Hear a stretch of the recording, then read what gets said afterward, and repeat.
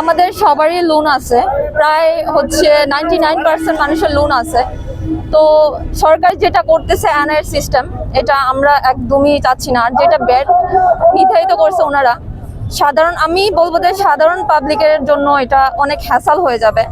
এবং কি যেটা 43% ভেট করছে, সাধারণ জনতার জন্য এটা মানে মধ্যবিত্ত যারা আছে তাদের এটা দিয়ে মানে জুলুম করতেছে ওনারা। তো আমি ইউনূস স্যারকে বলবো যে উনি যাতে এটা মানে একটু দেখে এনআর সিস্টেমটা যাতে বন্ধ করে দেয়। হ্যাঁ, আর হচ্ছে ওনারা যেটা করতেছে 9টা সিন্ডিকেটের হাতে ওনারা এটা তুলে দিচ্ছে। তো এটা আমাদের ব্যবসায়ীদের জন্য অনেক ক্ষতি হচ্ছে। তো বেশিরভাগই কিন্তু হচ্ছে যারা মানে কোম্পানি ছাড়া যারা করতেছে, ব্যবসা করতেছে। তো আমাদের মানে আমরা হচ্ছে ব্যবসায়িক, আমরা আন্দোলনকারী না। আমরা এখন পেটের দায়ে নামতেছি, আমাদের অনেক লোন আছে।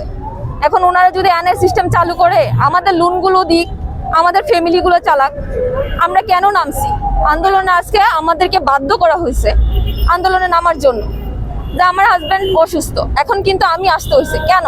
আমার লোন আছে, আমাদের লোন আছে, এটা আমাদের ইনকাম সোর্স, আমরা এইটা দিয়ে খাচ্ছি। আমরা এখান থেকে আমাদের ফ্যামিলি চলতেছে, আমাদের বাচ্চা কাচ্চার পড়াশোনা খরচপাতি সবকিছু কিন্তু আমাদের এখান থেকেই চলতেছে। কিন্তু ওনারা যেটা করতেছে এটা আমাদের জন্য অমানবিক হয়ে যাচ্ছে। এবং কি এটা আমরা এই জন্যই বাধ্য হয়ে রাস্তায় নামতে হয়েছে।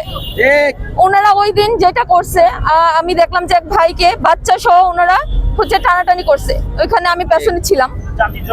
কিন্তু এটা আমাদের বাংলাদেশে এটা কিন্তু মানে আমরা আশা করিনি। হ্যাঁ, এটা সবার জন্য লজ্জাজনক। তো আমি বলবো যে সাধারণ পাবলিক যারা আছে, আমজনতা, আপনারাও আমাদের সাথে আসেন, হ্যাঁ একসাথে। তাহলে এটা মানে এখন হয়তো বুঝতেছেন না এনআর সিস্টেমটা কি, এটা যখন একদম প্রপারলি চালু হয়ে যাবে তখন আপনারা বুঝতে পারবেন যে এটা আসলে কি।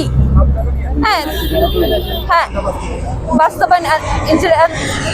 বাস্তবায়ন করতেছে। তো এটা একদম টোটালি ওনাদের হাতেই চলে যাবে।